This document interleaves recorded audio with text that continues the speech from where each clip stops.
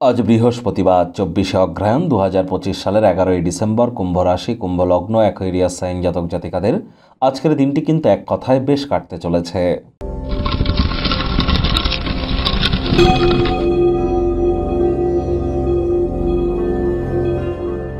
ভিডিওটির শুরুতেই স্ক্রিনে আপনারা দেখতে পাচ্ছেন বৃহস্পতির বীজ মন্ত্র ওম গ্রাং গ্রিং গ্রং স গুরাবে নামাহ। এটি আপনারা সকাল দুপুর সন্ধ্যা 3 বেলায় 108 বার জপ করুন, অত্যন্ত উপকৃত হবেন। বৃহস্পতি নবগ্রহের মধ্যে অন্যতম, আয়তনে সর্বাপেক্ষা বৃহৎ গ্রহ। শাস্ত্রমতে বৃহস্পতিকে দেবতাদের গুরুদেব বলা হয়েছে।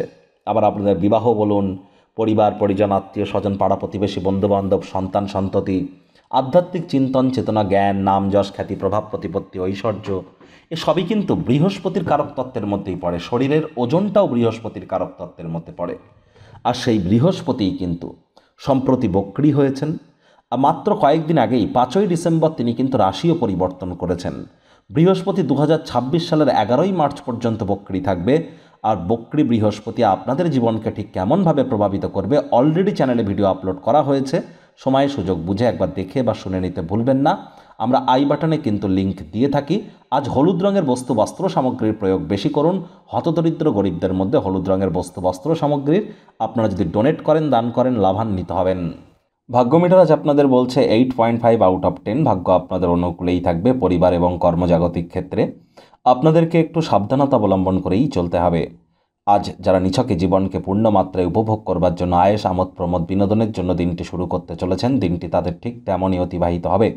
কায়িক পরিশ্রম হলেও শরীর মনে সতেজতা এবং তরতাজাই আপনারা অনুভব করতে চলেছেন। ভবিষ্যৎ জীবনকে সমৃদ্ধশালী করতে অতীতে যে অর্থ বিনিয়োগ করেছিলেন তার ফলস্বরূপ আজ আপনারা উপকৃত হতে চলেছেন। আয় ইনকাম বাড়তে চলেছে। নতুন উদ্যোগ পরিকল্পনার পাশাপাশি নতুন নির্মাণ কার্যের শুরুয়াতও কিন্তু আজ করা যেতেই পারে, তবে তাড়াহুড়ো হটকারিতা একদমই কিন্তু নয়। চাকরিজীবী যারা আছেন অফিসে কলিগদের সাথে কোনো প্রকার কথাবার্তা বলবার সময় শব্দ চয়নের দিকে আপনারা অতিরিক্ত নজর দিন। মাথায় রাখতে হবে, যখন সব কিছু আমাদের ইচ্ছা মাফিক চলে না তখন কিন্তু মাথা নত করে থাকাটাই কিন্তু বেটার। সেই দিনটিকে যোগে জাগে অতিবাহিত করা উচিত। রাজনীতিবিদ যারা আছেন জনসংযোগ বৃদ্ধি করুন। হার্ডওয়ার্ক, কঠোর কায়িক পরিশ্রমের কোনো বিকল্পই কিন্তু নেই। শিক্ষার্থী বিদ্যার্থীরা যে কোনো প্রকার পরীক্ষা প্রতিযোগিতায় সফলতা অর্জন করবেন। উচ্চশিক্ষার জন্য যারা বিদেশ যাত্রার কথা ভাবছিলেন, ভাগ্যদেবী আজ আপনাদের পক্ষেই আছেন। সন্তান সন্ততি থেকে থাকলে তারাও তাদের কৃতিত্বের দ্বারা আপনাদেরকে গর্বিত অনুভব করাবে। হাউসওয়াইফদের জন্য দিনটি কিন্তু এক প্রকার বেশ। প্রেমিক প্রেমিকা, স্বামী স্ত্রী উভয়ের ক্ষেত্রেই বলবো, দিনটিকে যতটা সম্ভব রোম্যান্টিক করে তোলা যায় সেই প্রচেষ্টাই তো আপনাদের জারি রাখা উচিত। অবিবাহিতদের বিবাহের যোগ পরিলক্ষিত হচ্ছে।